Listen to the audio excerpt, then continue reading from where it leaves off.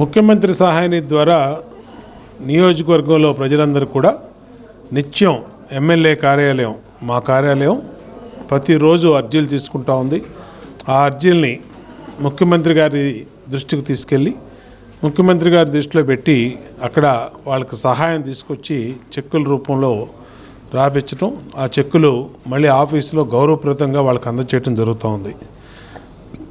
ఇప్పటికీ నేను శాసనసభ్యుడయ్యి ఈ 16 నెలల్లో దాదాపు 3 కోట్ల పైన సీఎం రిలీఫ్ ఫండ్ ద్వారా ప్రజలను ఆదుకోవడం, సెంట్రల్ నియోజకవర్గ ప్రజలను నాకు సంతోషంగా ఉంది.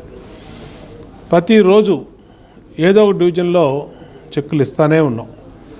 ఎందుకంటే